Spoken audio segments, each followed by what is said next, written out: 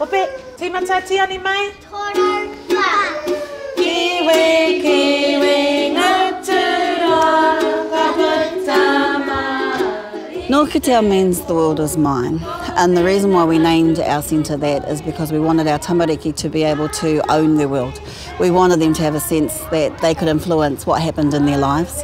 And because we're a Māori centre in a very limited Māori area, it was important for us to make our own stamp to be strong in who we are.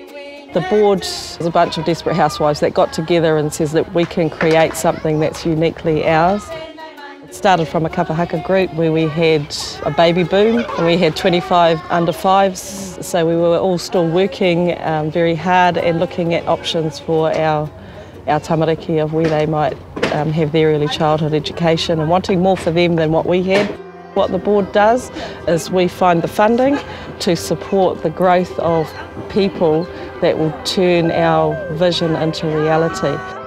Since we've started, we've graduated 8 staff through centre-based training, so that we've got now 8 trained early qualified teachers at least in Christchurch, and every year we're basically graduating another 1 or 2.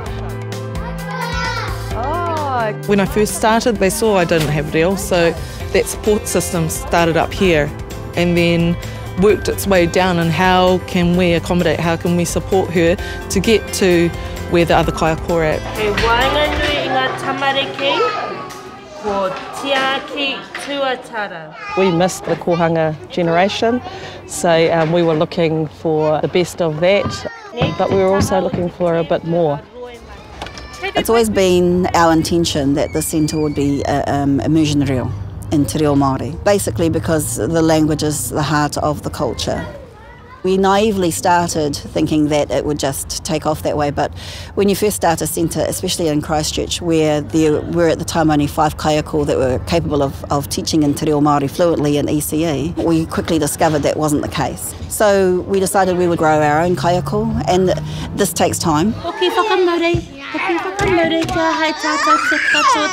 And we got to the point where our kaiako were all day long kōrero I te reo Māori. The tamariki weren't speaking back to us. So our incentive learning came about because we needed to make it desirable for our tamariki to want to choose to speak in te reo Māori. And the governance had a large part to play in this. When the error report came through, they said, okay, we need to do something. What can we do to support you? What are the ideas that you've got on the floor? So we decided to go with a potama because it is a symbol of learning in te ao Māori. There's a legend about Tāne climbing the potama to retrieve the 3 baskets of knowledge, and knowledge being what it's all about for us, definitely that was a good symbol to go with. So we made a larger one which hangs on our wall, and our tamariki's photos are on it and they can see which level they're at. So there's 4 different levels on our potama.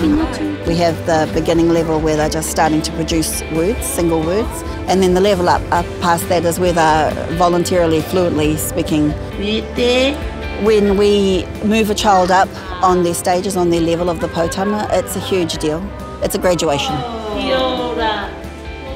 You get a better depth of understanding of how tikanga works, of how Māoridom works, if you can actually understand the words that your ancestors have passed down to you.